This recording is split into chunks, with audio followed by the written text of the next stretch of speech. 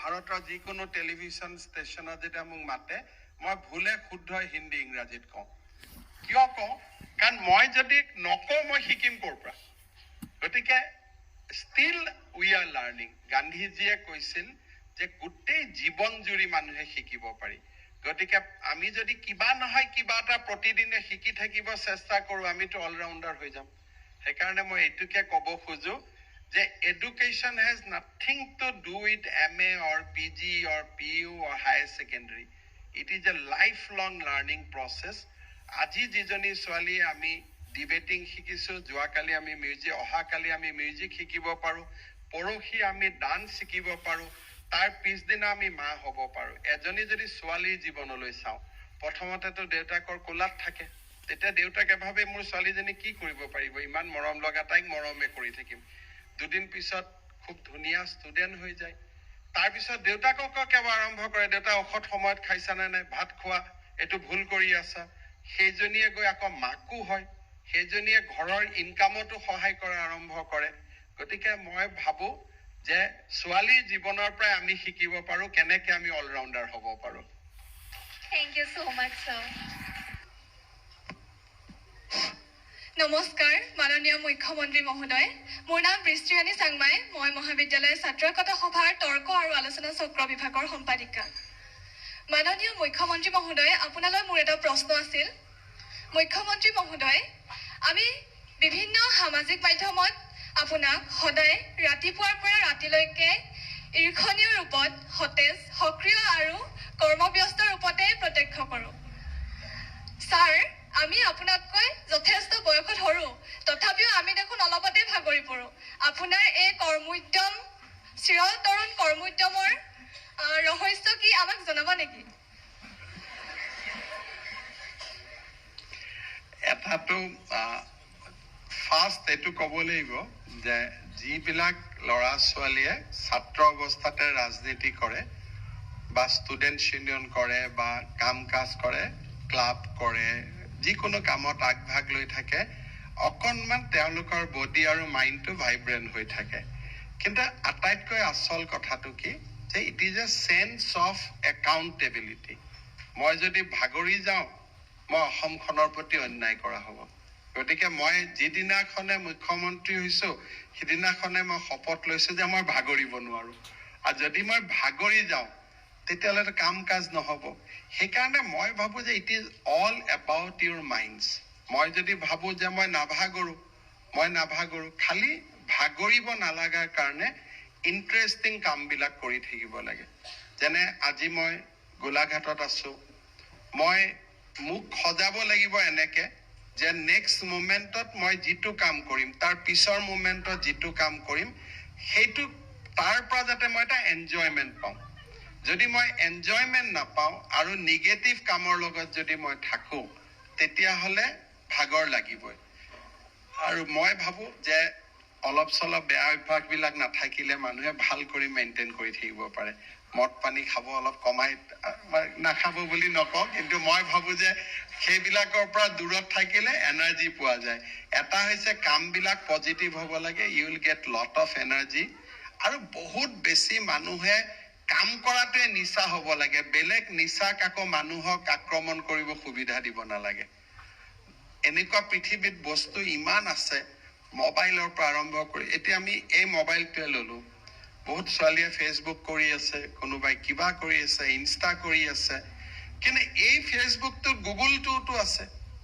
আজি মই যেতিয়া ক'লোঁ যে ইমানকেইটা ষ্টাৰ্টআপ অমুক ছোৱালী আৰম্ভ কৰিছে ফটক কৰি নামকেইটালৈ ইয়াতো গুগলো কৰিব পাৰি চাব পাৰি বুজিব পাৰি কিন্তু তাকে নকৰি মোৰ প্ৰফাইল পিকচাৰখন কেনেকুৱা হৈছে ইনষ্টাত মই এইটো ষ্টৰি কি দিছোঁ তাৰমানে এই বস্তুটোৰ দুটা ৰূপ আছে ইয়াক যদি ভাল কামত ব্যৱহাৰ কৰোঁ ইয়াক আমি কণ্ট্ৰল কৰিম আৰু আমি যদি ইয়াক কণ্ট্ৰল নকৰি ইয়াৰ লগত মিলি যাওঁ ই আমাৰ জীৱনটো কণ্ট্ৰল কৰিব সেইকাৰণে মই ভাবোঁ যে আমি কাম কৰা কামবিলাক যদি আমাৰ ৰুচি সম্পন্ন হয়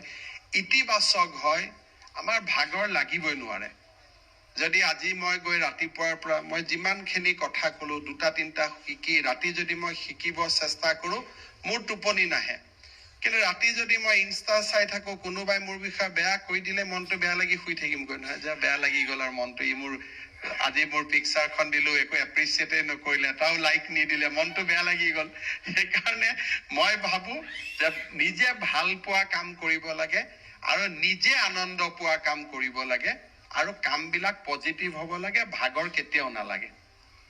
অশেষ ধন্যবাদ ছাৰ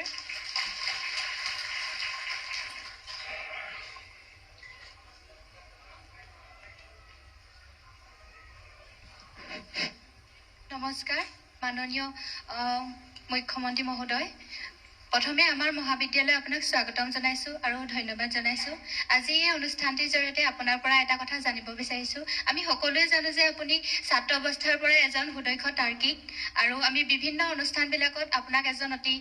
বাকপটু নেতা হিচাপে দেখিবলৈ পাওঁ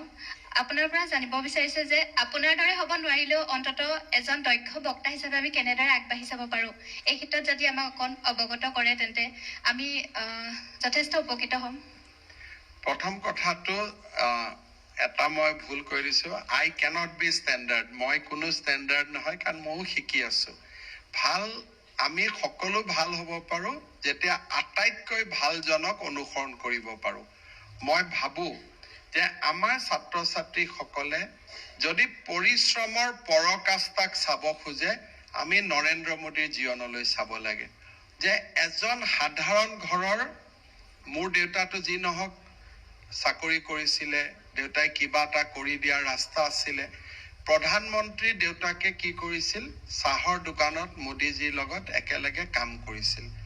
আৰু আজি তেওঁ বিশ্বৰ বৰেণ্য নেতা হ'ল কিয় হ'ব পাৰিলে এফৰ্ট আৰু খুব প্ৰচেষ্টা আৰু ইয়াৰ লগত মানুহৰ থাকিব লাগে বিনয়ী আৰু অকণমান মানুহৰ লগত একাত্ম হোৱাৰ মানসিকতা আমাৰ সমাজত বহুত ধৰণৰ মানুহ থাকে আমি যদি প্ৰত্যেকৰ মাজতে কিবা এটা দেখা পাব চেষ্টা কৰোঁ প্ৰত্যেকৰ পৰা যদি কিবা এটা শিকিব খোজো আমি বহুত দূৰ আগুৱাই যাব পাৰোঁ আৰু যদি আমি ভাবো যে নহয় মই ভাল ডিবেটৰ হ'ব লাগে মই ভাল কৰি কথা ক'ব শিকিব লাগে just to answer this specific question ইউটিউবত অটল বিহাৰী বাজপেয়ী সুষমা স্বৰাজ অৰুণ জেটলি এওঁলোকৰ ভাষণবিলাক খুব ভাল কৰি চাব লাগে you will get lot of inspiration আৰু ভাষণ মানুহে দিব নোৱাৰে মানুহে ডিবেটিঙো কৰিব নোৱাৰে উইদাউট কণ্টেণ্ট ভাষণ দিয়াটো শৈলী কাৰোবাৰ পৰা শিকিব পাৰোঁ কিন্তু কণ্টেণ্টটো আমি নিজে পঢ়ি আহৰণ কৰিব লাগিব মই বহুত কলেজত ডিবেট কৰিছিলোঁ ডিবেটত মই এটা বস্তু দেখো যে তেতিয়া আমাক যিসকলে ডিবেট শিকাইছিলে তেওঁলোকে আমাক তিনিটা কথা শিকাইছিলে যে এটা হৈছে সাহস ফটক কৰি দেখাৰ লগে লগে অকণমান বিশেষকৈ যদি মই কটন কলেজৰ পৰা এগ্ৰিকালচাৰ ইউনিভাৰ্চিটিক ডিবেট কৰিব আহিছোঁ ক্ৰাউডটো মোৰ ছাপৰ্টিভ নাথাকে ক্ৰাউডটো সাধাৰণতে নিজৰ ইউনিভাৰ্চিটিখনক ছাপৰ্ট কৰে গতিকে প্ৰচণ্ড সাহস যি হ'ব মই কমেই চেছ কৰিম সেকেন্ড কথাটো হ'ল যে উপস্থাপনটো আমি টেলিভিছনত আজিকালি বহুত সুবিধা হ'ল ইউটিউবত এনেকুৱা বহুত মেমৰেবল স্পীচ আছে আজি উই অল নো যে হিটলাৰ ৱাজ ইন এ ৰং কজ গোটেই বিশ্বক এটা অন্ধকাৰৰ যুগলৈ লৈ যোৱা হিটলাৰৰ আটাইতকৈ ডাঙৰ বৰঙণি আছিল বাট তেওঁ এনেকে ভাষণ দিছিল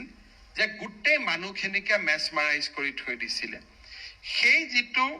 এটা মানুহৰ লগত কথা কওঁতে উপস্থাপন বক্তব্য দিওঁতে উপস্থাপন তাৰ বিষয়ে আমি বেলেগ বেলেগ মানুহৰ বিশেষকৈ ইণ্ডিয়াৰ ক্ষেত্ৰত সুষমা স্বৰাজ অটল বিহাৰী বাজপেয়ী দে আৰ ভেৰি গুড এক্সাম্পল তেওঁলোকক আমি চালে বহুত কথা শিকিব পাৰিম কিন্তু এটা কথা আমি শিকিব নোৱাৰো সেইটো হ'ল কণ্টেণ্ট আজি মোক যদি এটা ডিবেট কৰিব কয় whether India's G20 presidency will be good for the country or not so আমি লগে লগে G20 বুজিব লাগিব then G20 প্ৰেসিডেন্টৰ দায়িত্বটো কি সেইখিনি বুজিব লাগিব সেইখিনি আমি কোনো চাই বুজিব নোৱাৰো we have to study সেইকাৰণে মই ভাবো যে কন্টেন্ট হাতত থাকিলে ভাষণ ভাল হয় আজি মই গোলাঘাটত ভাষণ দিছো মই পঢ়ি অহা নাই কিন্তু মই জানো যে today my content is very rich কাৰণ ইমানবিলাক স্কিম আছে যেতিয়া অলপ অলপ কৈ গ'লে মোৰ ভাষণটো ভাল হ'ব কি যিদিনাখন মোৰ কণ্টেণ্ট নাথাকে যিদিনাখন মই জানো যে মোৰ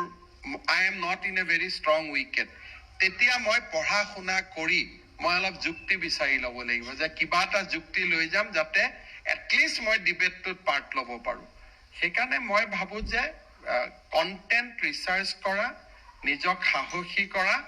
আৰু এডভাৰ্চিটিৰ সন্মুখতো নিজক যে মই আই উইল নট গো অফ সেই ধৰণৰ এটা মানসিকতাৰ আমাক প্ৰয়োজন